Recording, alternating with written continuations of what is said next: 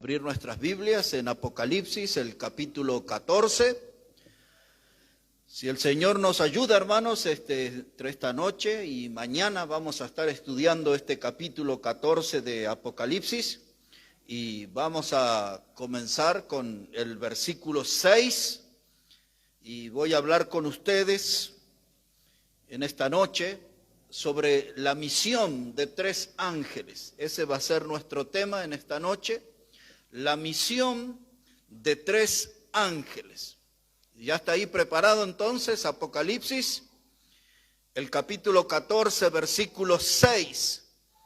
Dice la palabra: vi volar por el medio del cielo a otro ángel que tenía el evangelio eterno para predicarlo a los moradores de la tierra, a toda nación, tribu, lengua y pueblo, diciendo a gran voz: temed a Dios y dadle gloria, porque la hora de su juicio ha llegado, y adorad a aquel que hizo el cielo y la tierra, el mar y las fuentes de las aguas.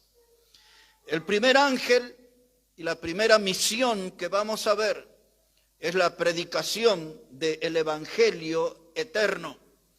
Pero necesitamos, hermanos, comprender, ubicándonos en el escenario donde sucede esto. Nosotros, por la palabra de Dios, estamos esperando que el Señor Jesucristo venga a buscar a su iglesia que Él compró con su sangre.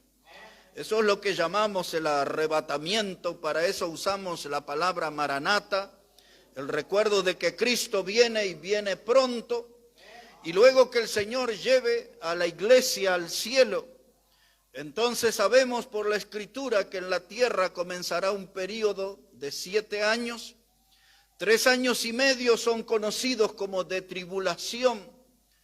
Los segundos 3 años y medio serán conocidos como de gran tribulación, cual nunca antes hubo en la tierra, decía el Señor.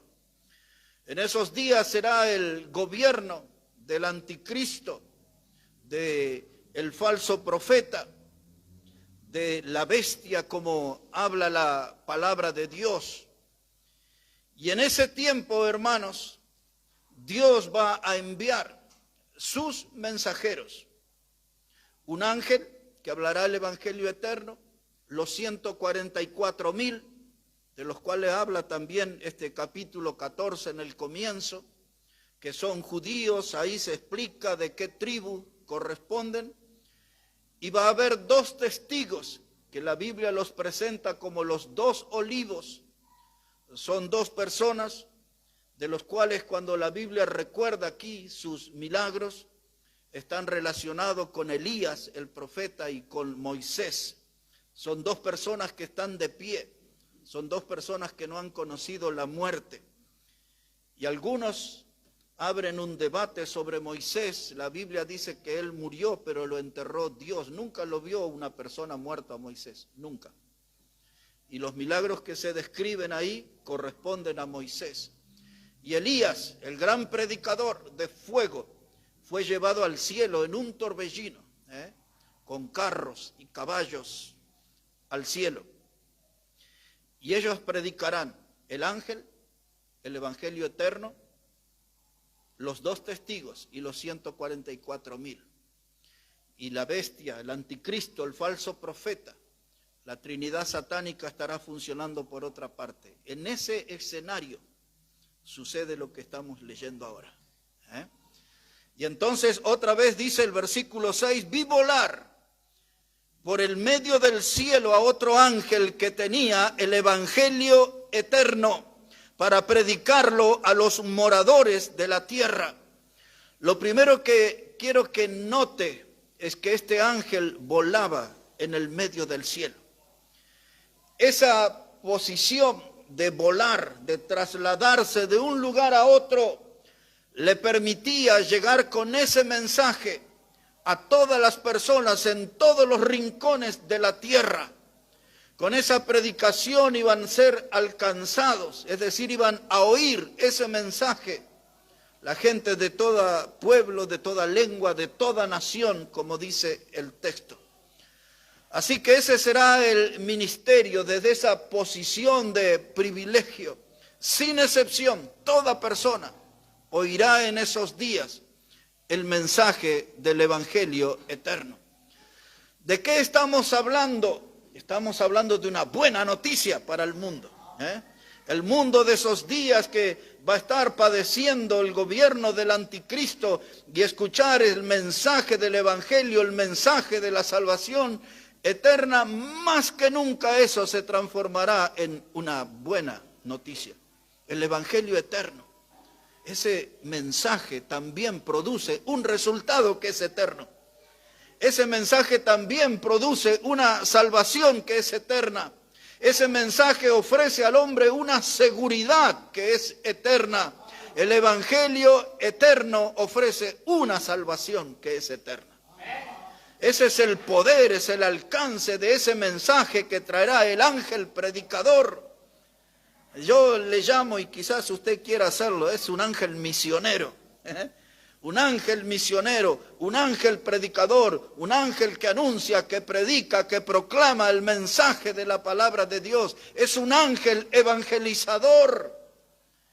Este es un espejo en el cual podemos mirarnos nosotros hoy también. De ser como este ángel, un anunciador de la palabra de Dios. Y en esos días que será de gran actividad satánica, también va a ser día de gran predicación del Evangelio eterno. Hermano, como lo he dicho, nadie quedará en esos días sin escuchar la palabra de Dios, sin escuchar el mensaje de salvación, el Evangelio eterno. Y esto nos hace pensar en otras expresiones, porque nosotros hablamos del Evangelio de la gracia y nosotros hablamos del Evangelio del reino. La Biblia habla acerca de eso. Y alguien podría preguntarse, ¿qué es esto de tantos evangelios? El Evangelio eterno, el Evangelio de la gracia, el Evangelio del reino. El Evangelio es uno solo. Su mensaje es un mensaje de salvación eterna. Siempre tiene ese efecto, siempre tiene ese alcance de salvación eterna. En los evangelios nosotros escuchamos a Juan el Bautista y a otros predicadores que hablaban del evangelio del reino, pues ese evangelio anunciaba que habría un rey para aquellos que creyeran en ese evangelio. Y ese rey nosotros ya sabemos que es el Señor Jesucristo, porque Él es el Rey de Reyes y Él es el Señor de Señores. Por eso los que creían en el evangelio que era llamado del reino, tendrían como rey por toda la eternidad al Señor Jesucristo. Nosotros como iglesia predicamos el evangelio de la gracia, porque nosotros en ese evangelio está contenido que Cristo es nuestro Salvador y que Él regresará a buscarnos a nosotros como iglesia. Pues ese es el evangelio de la gracia, y esa gracia está vigente, esa gracia está activa en este tiempo. Por eso predicamos la palabra, para que la gracia de Dios se manifieste para salvación de todos los hombres. Así dice Tito capítulo 2 versículo 11. Y la iglesia de Cristo hoy predica el evangelio de la gracia. Hay una puerta abierta para la salvación. Y este ángel predica el evangelio eterno, como lo dije, que produce una seguridad eterna, una salvación que es eterna. Hermanos, la palabra de Dios nos muestra aquí a este ángel misionero. Y aquellos que se convirtieran al Señor, dice ahí la palabra en el versículo 7, dice, y diciendo a gran voz, temed a Dios y dadle gloria, porque la hora de su juicio ha llegado. Y adorad a aquel que hizo el cielo y la tierra, el mar y la fuente de las aguas. Entonces el propósito de ese evangelio eterno que anunciaba el ángel era que la gente sea salvo. El segundo efecto que iba a producir en aquellos que recibieran ese evangelio eterno es que iban a reconocer a Dios como el creador, como lo dice el texto, el Dios que hizo los cielos, la tierra, el mar, la fuente de las aguas. Ese es el otro efecto que produce el evangelio. Y el tercer efecto que produce es que la gente se arrodillaría para adorar a Dios. Es lo que dice ahí ese versículo. Ha llegado la hora y adorad a aquel que hizo el cielo. Así que produce salvación, produce un reconocimiento de la gente a Dios como el creador, y ese evangelio también hace inclinar las rodillas para que se derramen en adoración a su Creador y a su Salvador. Ahora, no quiero que salga de Apocalipsis, o mejor se lo voy a leer aquí. Dice la palabra de Dios: y será predicado este evangelio del reino en todo el mundo para testimonio a todas las naciones, y entonces vendrá el fin. Ese pasaje lo citó nuestro Señor Jesucristo del Mateo 24:14, y después que el ángel haga todo ese ministerio y los 144,000 y los 2 testigos, dice ahí la palabra: y será predicado este evangelio del reino en todo el mundo para testimonio a todas las naciones, y entonces vendrá el fin. Este ángel dice que predicará a toda lengua, a toda tribu, a todo pueblo, a toda nación. Así que ahí está Mateo para hablarnos de ese tiempo, el evangelio de salvación eterna que hace que la gente reconozca también a Dios como el Creador y le adoren. Pero el versículo 8 nos habla de un segundo ángel, y este es un ángel mensajero. El primero era un ángel misionero, anunciador, evangelizador, pero en el versículo 8 nos vamos a encontrar con un ángel mensajero, un portador de una noticia de desgracia, porque habla de la caída de Babilonia. Observe cómo dice verso 8. Otro ángel, no es el mismo del versículo anterior, dice: otro ángel le siguió diciendo: ha caído Babilonia, la gran ciudad, porque ha hecho beber a todas las naciones del vino del furor de su fornicación. Ahí está el grito de anuncio: ha caído. Está hablando como de algo que ya sucedió, de algo que es parte del pasado. Ha caído Babilonia. Pero cuando usted estudia desde el modo profético, este mensaje tiene proyección hacia el futuro. Está hablando de una Babilonia del pasado que ha caído, pero habla de una Babilonia también en el futuro que va a caer. La Biblia habla de 2 Babilonias hacia el futuro, para los días que ya estamos viviendo. Es una Babilonia comercial y es una Babilonia que representa un sistema de contaminación, de abominación doctrinal. Y entonces vamos a tratar de explicar aquí un poquito hacia el pasado y hacia el futuro sobre esta Babilonia que el ángel dice que ha caído. Cuando miramos hacia atrás en la historia, tenemos que volar hasta Génesis, el capítulo 10. Y allí nos vamos a encontrar con un hombre que se llamaba Nimrod. Él fue el que fundó la ciudad de Babilonia, Babel, la torre de Babel. Todo eso nos suena familiar, ¿verdad? Eso ya es Génesis capítulo 11. Este hombre, Nimrod, su nombre significaba el rebelde. Era un rebelde a Dios, era un opositor a Dios. Era un hombre que quería reemplazar el sistema impuesto por Dios. Después que Noé salió del arca, a Dios le pidió que se esparcieran por la tierra, que se multiplicaran. Pero este hombre, Nimrod, levantó su voz y dijo: no, vamos a hacer una torre que su cúspide llegue al cielo y nos haremos de un nombre. O sea, nos quedamos aquí plantados. Empezó a mostrar su rebeldía a Dios. Y en esa construcción empezó a usar materiales falsos. Y ahí explica la Biblia todo. Habla del barro, del ladrillo, y usted puede leer todo eso ahí en los primeros versículos del capítulo 11 de Génesis. Pero en esa Babilonia que fundó Nimrod, ahí surgieron lo que se conoce como las religiones de misterio. Dentro de las religiones de misterio, no voy a entrar ahí en el tema, pero hasta tiene mucho que ver, entre otras cosas, las navidades que se celebran hoy en el mundo. Esas religiones de misterio eran un campo abierto a las inmoralidades.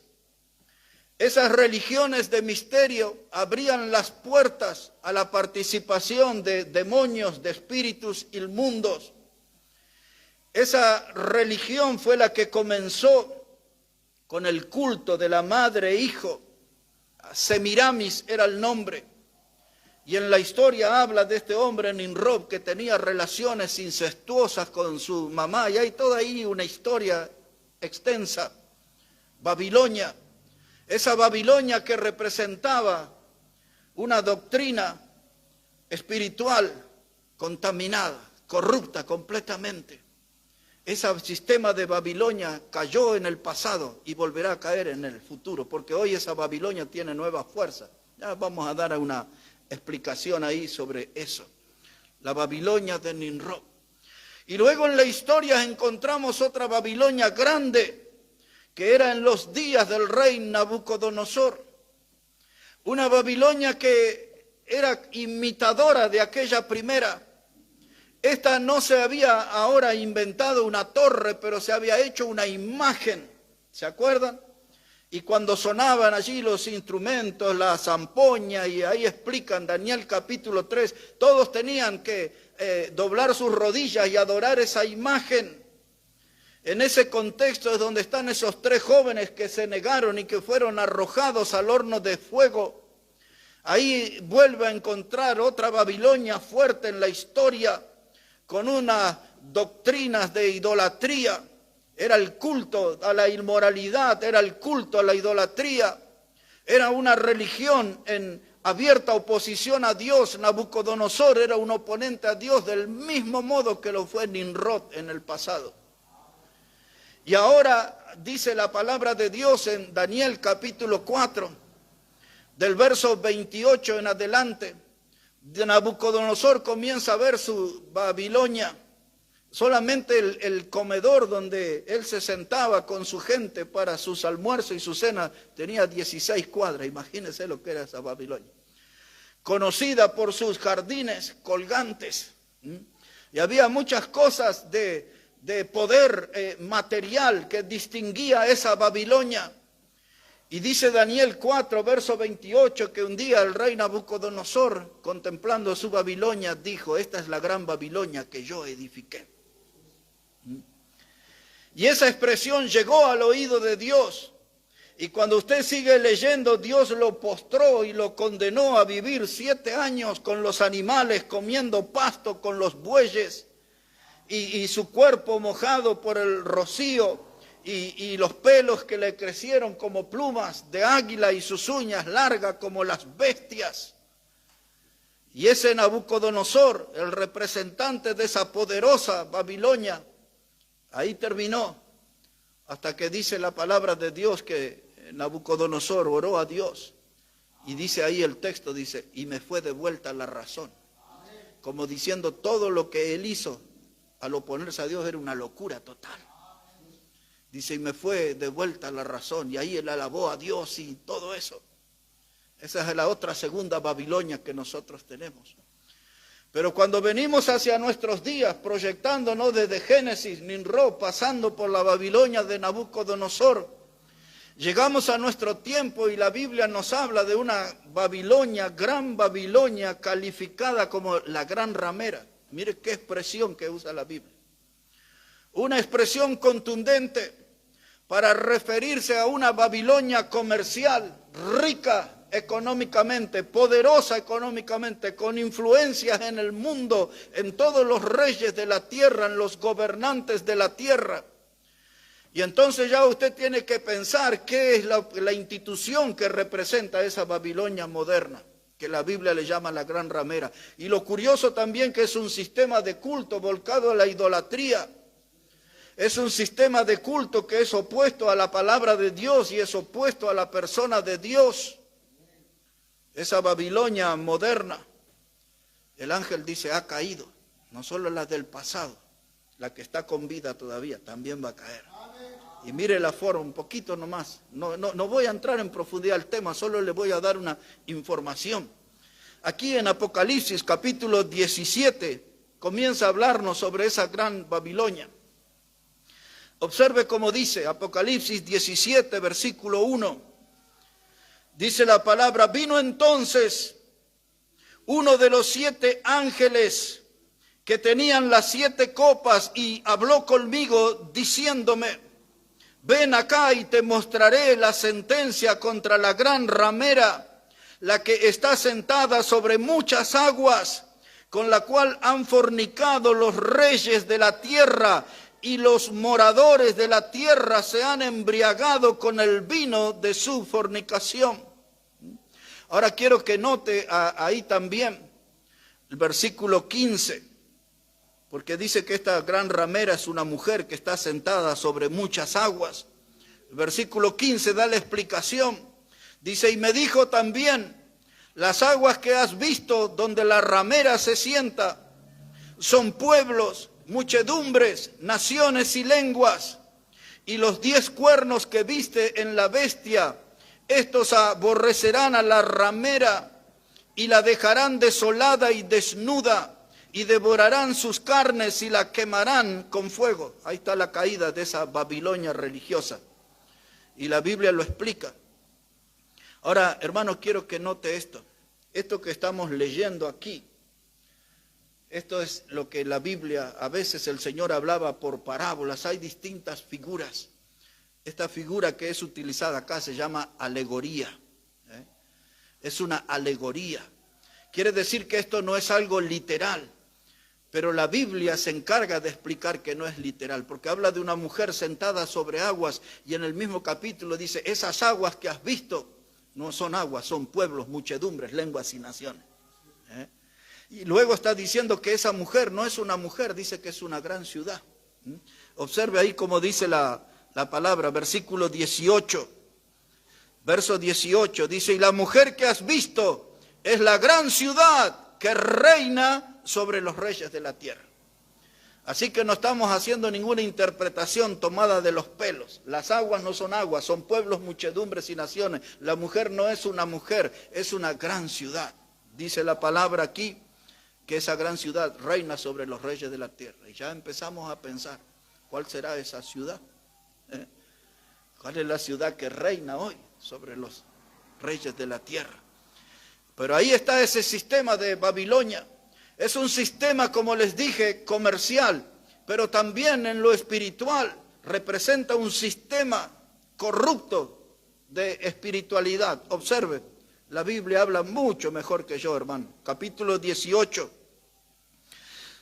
Apocalipsis 18, después de esto vi otro ángel descender del cielo con gran poder, y la tierra fue alumbrada con su gloria, y clamó con voz potente diciendo, ha caído la gran Babilonia, y se ha hecho una habitación de demonios, y guarida de todo espíritu inmundo, y albergue de toda ave inmundo aborrecible, porque todas las naciones han bebido del vino del furor de su fornicación, y los reyes de la tierra han fornicado con ella, y los mercaderes de la tierra se han enriquecido de la potencia de sus deleites.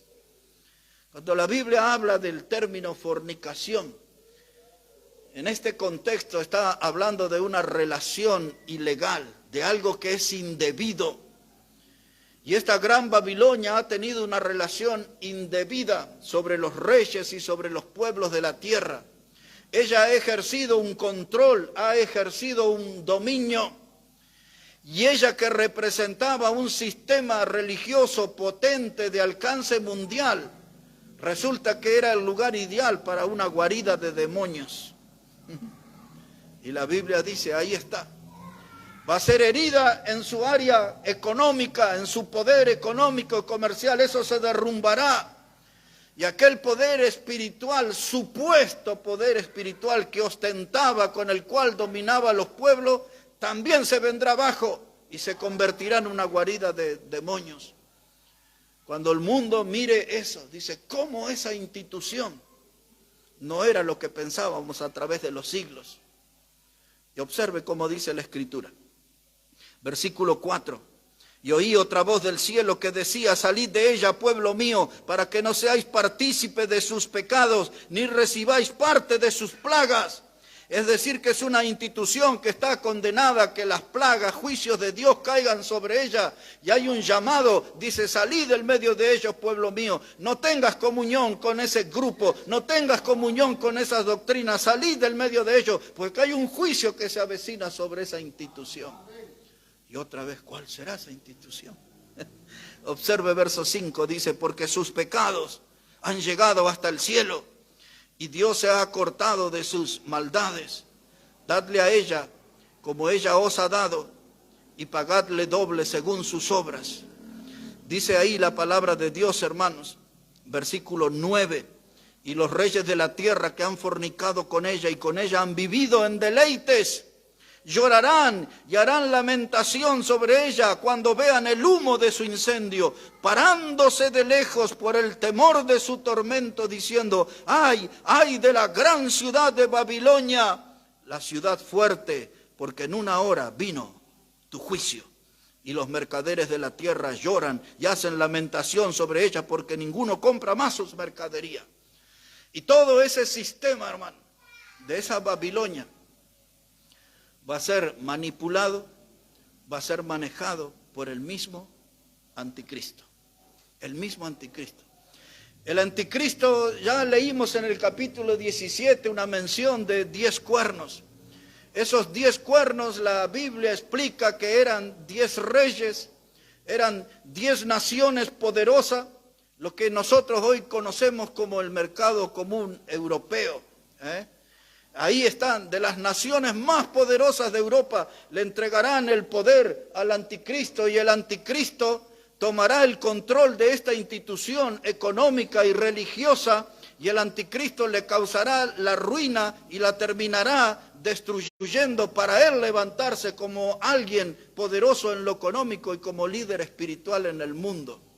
Ahí en Apocalipsis 17, versículo 3 en adelante, ahí explica cómo el anticristo va a tomar el control, el gobierno de esa institución, de esa Babilonia comercial, de ese sistema espiritual que está conectado a la Babilonia de Nimrod, conectado a la Babilonia de Nabucodonosor.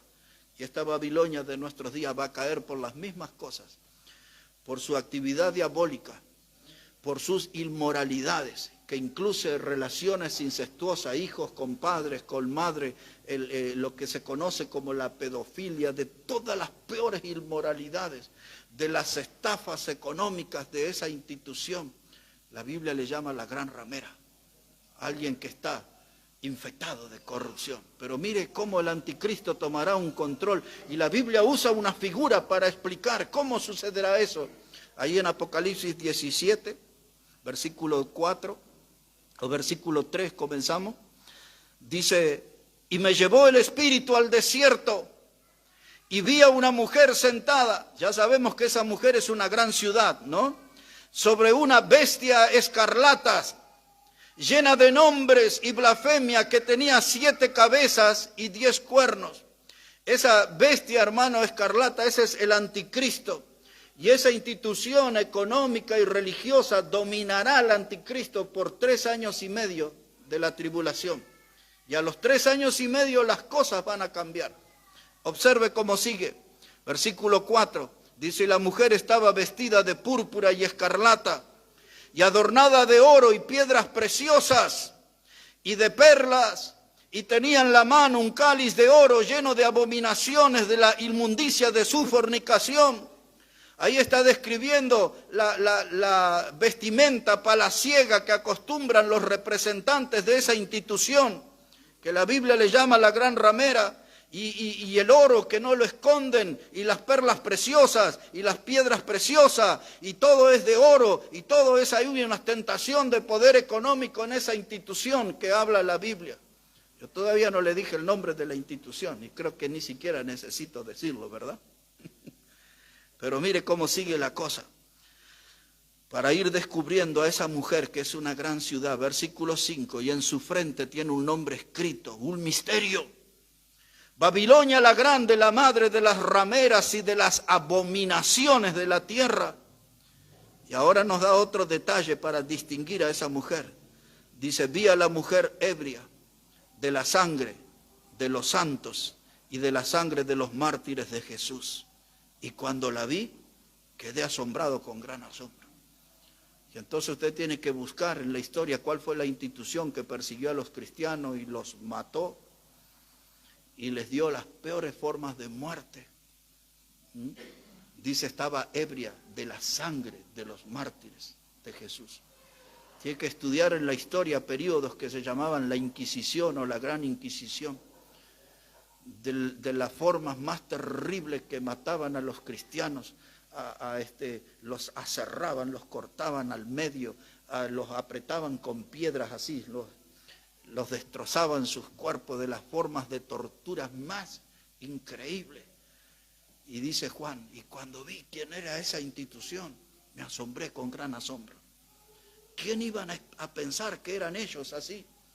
¿Quién iba a pensar que eso que representaban un sistema mundial de religioso y de poder económico y que parecía que era una fuerza benefactora de la humanidad? Mire todas las cosas que hacían a escondidas. Dice Juan, lo vi y me asombré con gran asombro. Un poquito más, versículo 6.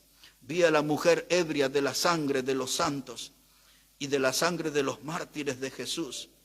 Y cuando la vi quedé asombrado con gran asombro. Y el ángel me dijo, ¿por qué te asombras? Yo te diré el misterio de la mujer y de la bestia que la trae, el anticristo, la cual tiene las 7 cabezas y los 10 cuernos. Esas 7 cabezas representan 7 colinas donde está esa ciudad de la mujer. Y las 10 cabezas representan los 10 reyes más poderosos con los cuales él va a hacer alianza, el anticristo. Y todo eso está aquí. Pero esto ya no es parte de nuestro tema en esta noche. Quizás para otro mensaje. Pero necesitamos volver. Primero vimos un ángel misionero, evangelizador, trayendo el mensaje del evangelio eterno. En segundo lugar vimos un segundo ángel trayendo este anuncio de destrucción, que Babilonia ha caído. No solo la Babilonia del pasado, sino que esta Babilonia que se manifiesta con poder en nuestro tiempo también caerá. Y por eso hemos leído todo esto del capítulo 17 y 18 para entender cómo será esa caída. No hay que imaginar nada, la Biblia lo anuncia con total claridad cómo será el paso a paso. Pero hay un tercer ángel y es el último que les hablaré en esta noche. Mañana les hablaré de otros ángeles, Dios mediante, que están aquí en el capítulo 14. Así que tiene que leer en su casa el capítulo 14 hasta el final. Yo ahora los voy a llevar hasta el versículo 11. Volvemos a Apocalipsis 14 y después usted puede empezar a leer en su casa desde el versículo 13 hasta el final, que eso les predicaré mañana sobre un ángel que tiene una hoz aguda. De eso vamos a hablar mañana, si Dios lo permite. Pero entremos en este último ángel. Dice aquí versículo 9, y el tercer ángel lo siguió diciendo a gran voz, si alguno adora a la bestia, el anticristo, y a su imagen, y recibe la marca en su frente o en su mano, esa marca es la que nosotros conocemos como el 666. Dice que esa marca va a ser en la frente y en la mano.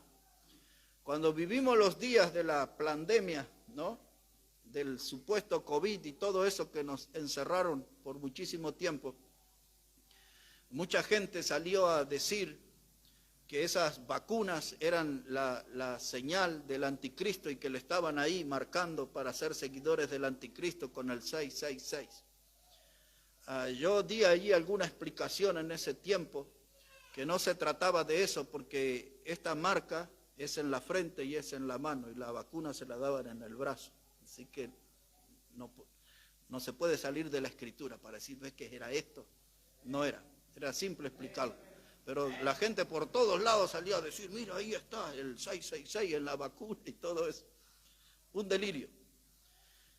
Pero observe otra vez aquí, comenzamos del verso de 9, porque con esta explicación los distraje un poquito. Dice, y el tercer ángel lo siguió diciendo a gran voz, si alguno adora a la bestia y a su imagen, y recibe la marca en su frente o en su mano, él también beberá del vino de la ira de Dios, que ha sido vaciado puro en el cáliz de su ira. Este es el juicio que había Dios anunciado. Ya el otro ángel había dicho que había que a adorar a Dios y que darle gloria, porque su juicio iba a llegar.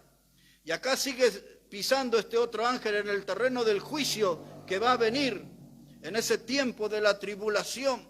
Y ese juicio va a caer sobre todos aquellos que son seguidores del anticristo, de la bestia, del falso profeta. Ese juicio va a caer sobre todos aquellos que van a tener esa marca del 666 en su mano y en su frente. Este ángel está anunciando eso, el juicio que vendrá sobre aquellos que no van a reconocer a Jesús como el Salvador.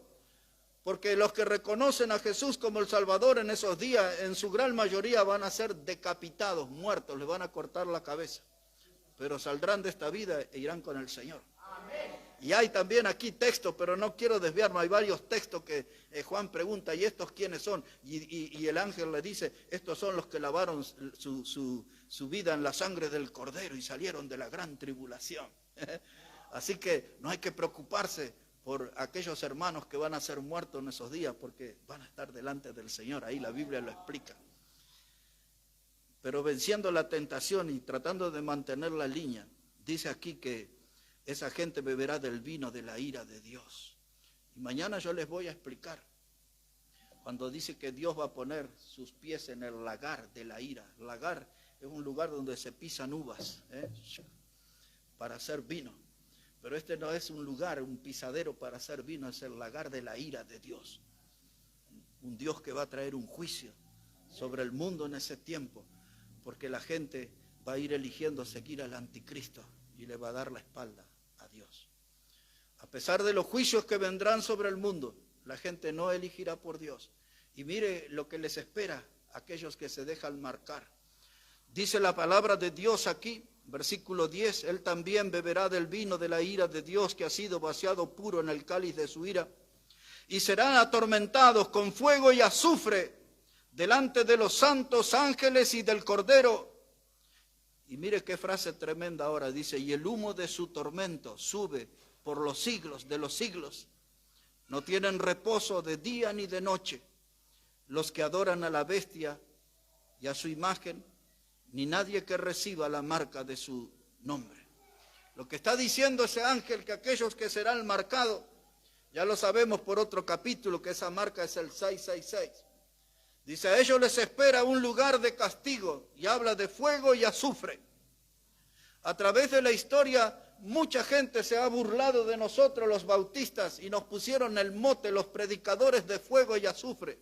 Pues no negamos esa enseñanza bíblica y exponemos esa enseñanza bíblica, que a través de la historia todos los que se oponen a Dios, todos los que desprecian la salvación en Dios, les espera un lago que arde con fuego y azufre. No nos hacemos a un costado, nos hacemos eco de la enseñanza de la Biblia. Hay para los perdidos, hay para los que desprecian la salvación en Cristo, un lago que arde con fuego y azufre. Por lo tanto, no me siento ofendido cuando hablan predicadores de fuego y azufre. Y el humo del tormento es por la eternidad. La Biblia lo expresa en términos por los siglos, de los siglos, de los siglos.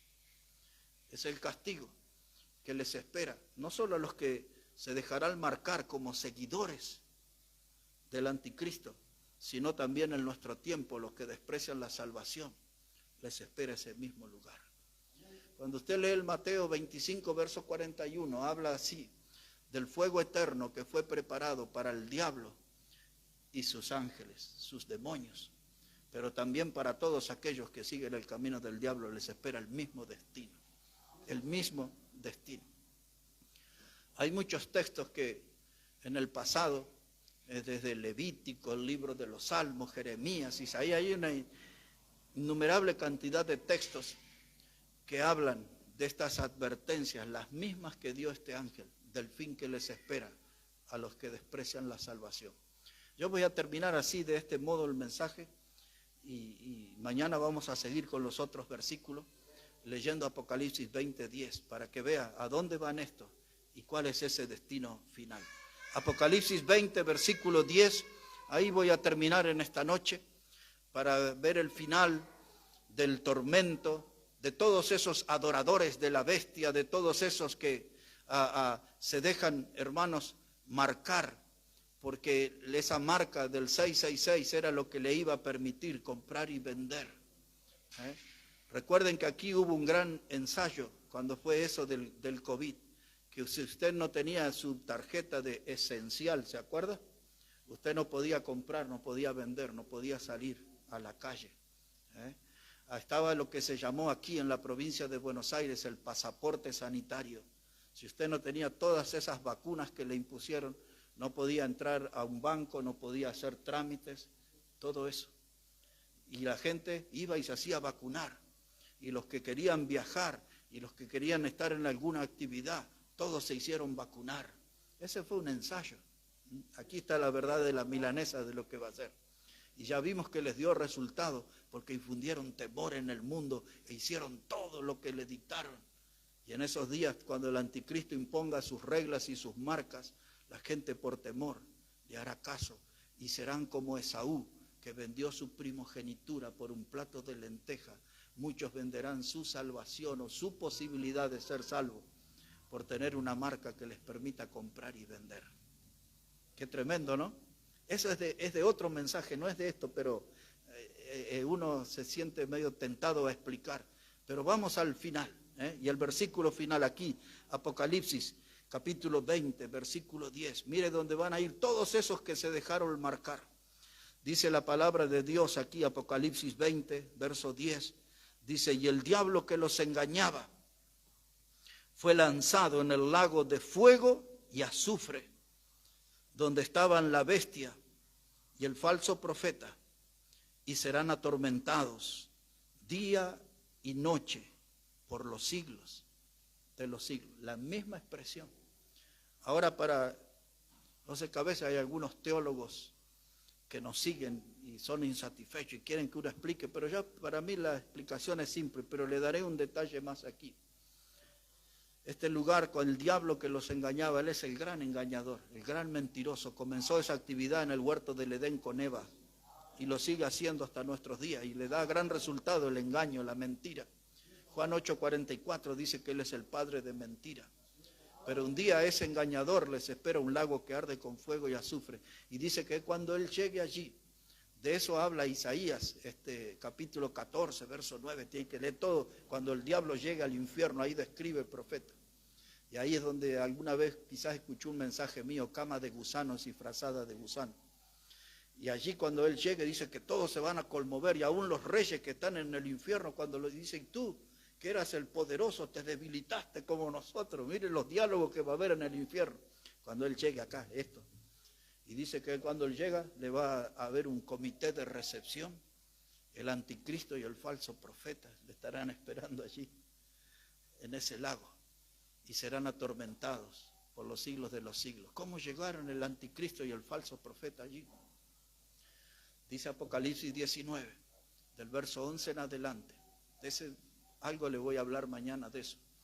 Cuando el Señor venga a juzgar las naciones, el Señor Jesucristo vendrá con vara de hierro a juzgar las naciones. Y al final de esa campaña, lo que nosotros llamamos la batalla de Armagedón, allí el anticristo será vencido. Eso todo lo explica capítulo 19 de Apocalipsis. Y será arrojado, y el falso profeta también será arrojado al lago de fuego. El diablo será atado en cadenas por 1000 años. Así que cuando el diablo llegue al lago de fuego, ya va a tener 1000 años que le están esperando el anticristo y el falso profeta. Y todos esos que se dejaron marcar con el 666. Y entonces después que el diablo sea encadenado por 1000 años, él será desatado e intentará una rebelión final con el Señor. Y volverá a ser vencido al final de esos 1000 años, que es lo que se llama el reino milenial. Al final de ese reino, el diablo levantará pueblo para que se oponga al Señor. Esos seguidores que él tendrá serán gente que nacerá durante el milenio. Y entonces allí él se irá a este destino eterno, el lago que arde con fuego y azufre. Eso es lo que la Biblia nos enseña. Todo está detallado, paso por paso. Pero esta noche nos llaman la atención 3 ángeles. 3 ángeles sobre los cuales hemos puesto la lupa en esta noche. 3 ángeles de los cuales hemos revisado en gran parte la misión que ellos han tenido. Todo el libro de Apocalipsis tiene una gran actividad angelical. Yo sé que alguno va a decir hoy o mañana, ¿y cuándo va a volver a enseñar Apocalipsis? Ya vamos a hablar más de esto. Pero el primer ángel trajo el evangelio eterno.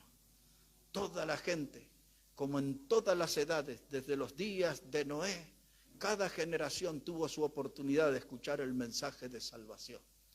Nadie podrá decir que nunca tuvieron una oportunidad de ser salvos. Y ese ángel dará el mensaje del evangelio eterno. Era un ángel misionero, un ángel evangelizador. El segundo ángel anunciaba una destrucción de la Babilonia, de un sistema comercial, político, religioso. Se derrumbará por completo. Y este ángel nos habla sobre el destino de aquellos que eligen seguir al anticristo, siguen las huellas del diablo, despreciando el camino de salvación que Dios les ofrece. Así que esto es lo que hemos visto en esta noche. Pero nosotros tenemos que animarnos, hermanos, y predicar la palabra de Dios. Me gusta eso del ángel evangelizador que predicaba el evangelio eterno. Llegó con su mensaje a todos los rincones de la tierra. Hagamos algo en esa dirección. Tratemos de alcanzar a todos los que podamos con el mensaje de salvación, el mensaje precioso de Cristo, el mensaje del evangelio de la salvación eterna. Vamos a orar al Señor en esta noche. Padre, queremos darte las gracias en esta noche por tu palabra. Seguro para muchos de nuestros oyentes hay cosas que son novedosas, cosas que quizás nunca han oído, pero están aquí bien guardadas en tu palabra. Para revelarnos tu plan, Dios, paso a paso, detalle por detalle. Todo está ahí a nuestra vista. La historia sigue avanzando, Dios. Y ahora nuestra oración es para que nos puedas usar como protagonistas en esta etapa. Que podamos ser, Señor, instrumentos que anuncien tu verdad, que anuncien tu palabra, que proclamen esa salvación eterna en Cristo. Bendice tu palabra, Dios, bendice nuestras vidas y ayúdanos cada día a tener más comprensión sobre esta verdad eterna, preciosa, que es la Biblia, tu palabra, Señor. Bendícenos, Padre. Oramos en el precioso nombre del Señor Jesucristo. Amén y amén. Amén. Dios bendiga, hermanos, su palabra. No olvide de leer en su casa todo lo que queda del capítulo 14. Y si Dios nos ayuda, mañana vamos a avanzar en todos esos textos que restan del capítulo 14. Ahora va a venir el hermano Omar, nos va a estar guiando aquí en una alabanza.